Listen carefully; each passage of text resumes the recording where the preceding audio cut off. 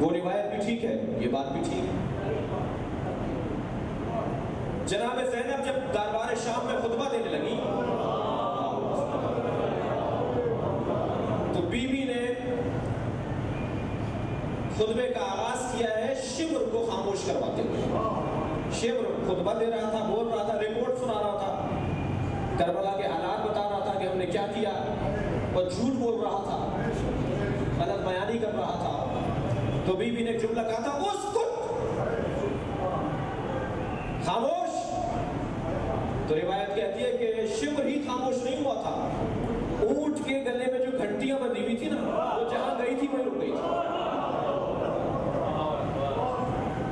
जो घंटियां हिल रही थी वो जहां घूमती हुई उड़ती हुई गई थी, झूलती हुई गई थी, वहीं रुक गई थी। और जब तक बीबी ने खुतबा नहीं दे दिया, जिस ऊंट का पैर जहां था, जिसका जहां हरकत थी, वहां रुका रहा। ये अली की बेटी ने रोका है, उसको खामोश। और उधर जनाब ज़ैनब के सर से चादर उतर रही है, बीबी कह रही है मत उतारो जी। तो उन्वान असल में यह है कि ये घराना मर्जी परवरदिगार पर चलता है, अपनी मर्जी पर नहीं चलता। और मर्जी जब होगी तो इन्हें इल्म भी हासिल हो जाएगा। ये एक नजरिया है, अगरचे इस नजरिए से मैं मुत्तफिक नहीं हूँ, इस नजरिए से मैं मुत्तफिक नहीं हूँ। मैं ही नहीं, मेरे बुजुर्ग भी मुत्तफिक नहीं है, मैं जिनका शागिर्द हूँ वो भी मुत्तफिक नहीं है। इसलिए कि इसका दूसरा पहलू भी तो है, और वो ये कि आइम्मा का असली मकाम, आइम्मा का असली मकाम जो है वो है हिदायत, हादियीन, महदीयीन। इनका काम हिदायत देना है। जुमले को महसूस करेंगे, कभी ये जी कर हिदायत देते हैं, कभी ये मर कर हिदायत देते हैं। सलवात भेजे मोहम्मद वाले।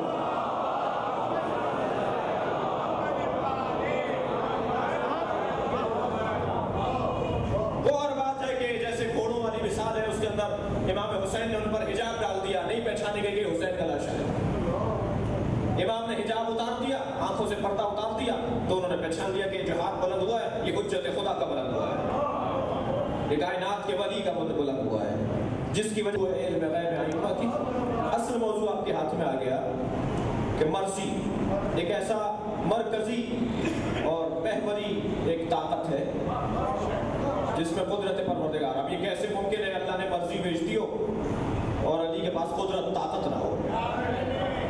अल्लाह की मर्जी है तो अल्लाह की ताकत भी होगी, अल्लाह की मर्जी है तो अल्लाह की तरफ से इल्म भी होगा। तवज्जो साथ रहे मेरे, अल्लाह की मर्जी है तो अल्लाह की बारगाह में अली चाहे रिज़्क़, और किसी को रिज़्क़ ना मिले ये नहीं हो सकता। एक सलवात भेजें।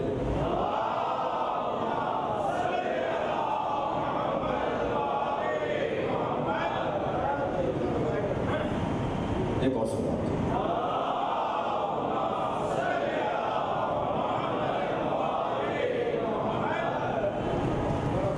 मर्जी है परवरदिगार। अब तमाम तर सलाहियतों, ताकतों और नजदीक कुर्ब परवरदिगार का जरिया माह रमज़ान है। एक हदीस कुदसी है, मौजू से जोड़ूंगा और इन इबादतों को भी जहन में रखते हुए। हदीस कुदसी में है कि मन तलबनी, मेरे बच्चे जानते हैं हदीस कुदसी क्या है? हदीस कुदसी अल्लाह का कलाम, मगर कुरान नहीं है। अल्लाह के कलाम की एक और किस्म, एक किस्म कुरान है, तौरात है, ज़बूर है, इंजील है, और एक किस्म है हदीस कुदसी, अल्लाह की हदीस, अल्लाह का कलाम। कुद्स ज़ात मुक़द्दस का कलाम, ज़ात अक़दस इलाह का कलाम, हदीस कुदसी। और ये भी कमाल और अज़मत नबी मुकर्रम की है कि कभी फरमा दिया ये अल्लाह ने कहा है, कभी कह दिया मैंने कहा है। हमें नबी पर एतमाद करना होगा। जहां कहा ये अल्लाह का कलाम है, ये भी नबी नहीं कहा। जहां कहा ये मेरा कलाम है, ये भी नबी ने कहा। ऐ अल्लाह के नबी, इसको अगर आप अपना कह देते तो हमारे यहाँ दम कहाँ था कि हम इनकार करते। लेकिन ये आपका मकाम अदालत है, ये नबी का मकाम अदालत है है कि आपने उसे हदीस कुदसी कहा, उसे कुरान कहा, इसे हदीस कहा। हदीस कुदसी में अल्लाह इरशाद फरमा रहा है, थके तो नहीं है ना आप लोग, मन तलबनी फक़द वजदनी, जिसने मुझे चाहा, बोलिए थोड़ा सा, जिसने मुझे चाहा उसने मुझे पा लिया। जो मुझे चाहता ही नहीं है वो मुझे पाएगा भी नहीं। जो यंदा या बंदा होता है ना, ढूंढने वाला पाने वाला होता है। जो ढूंढेगा, कोशिश करेगा, मेहनत करेगा, उसे मिलेगा। शायरी का शौक तो बहुत है मगर शेर कहने की कभी कोशिश नहीं की। भाई टूटे फूटे कहिए, उल्टे सीधे कहिए, लंबे चौड़े कहिए, भौंडे कहिए, आहिस्ता आहिस्ता इन शेरों को कहते हैं तुकबंदी। दसियों दिन दसियों मर्तबा तुकबंदी कीजिए तो फिर एक मर्तबा शेर भी हो जाएगा। और जब दसियों दफा शेर कह लेंगे तो शायद उस्ताद भी हो जाएगा और बाकायदा बारगाह शौरा में और बारगाह अदबा के अंदर मकाम भी पा जाए। और यही मिसाल सारी दुनिया की सारी फील्डों और सारे मौज़ूआत की है कि ढूंढने वाला पाने वाला होता है। अल्लाह कह रहा है मन तलबनी फ़क़द वजदनी, जिसने मुझे ढूंढा, तलाश किया, उसने मुझे पा लिया। वमन वजदनी फ़क़द अरफनी, जिसने मुझे पा लिया उसने मुझे पहचान लिया। जिसने मुझे पा लिया, हदीस में आपको लुत्फ आएगा, अल्लाह का कलाम है और मैं इससे मौला की अजमत का एक पहलू निकालना चाहता हूँ। जिसने मुझे ढूंढा उसने मुझे पाया, जिसने मुझे पाया उसने मुझे पहचान लिया। और मन तलबनी फ़क़द वजदनी वमन वजदनी फ़क़द अरफनी वमन अरफनी अना क़ातिलतुहु, जिसने मुझे पहचान लिया मैं उसे कत्ल कर देता हूँ।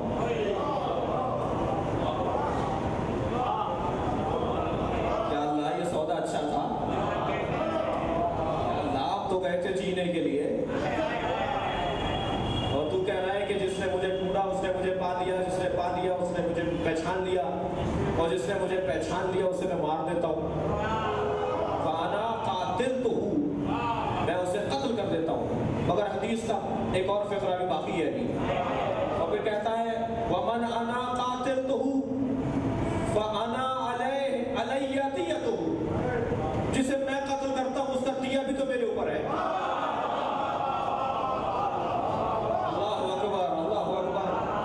जिसे मैं कत्ल कर देता हूं फ़अना अलैया दियतुहु, बस मेरे ऊपर उसका दिया है। वह अना दियतुहु, और मैं खुद उसका दियत बन जाता हूं। सलवात भेजे मोहम्मद और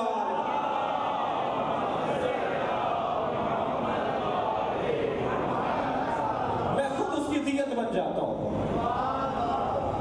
अब वो उसका मैं हो जाता हूं, वो मेरा हो जाता है।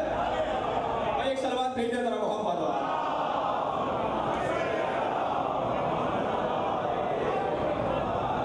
मैं उसकी दियत बन जाता हूं, या मैं अपने आप को उसके हवाले कर देता हूं। तो मुझे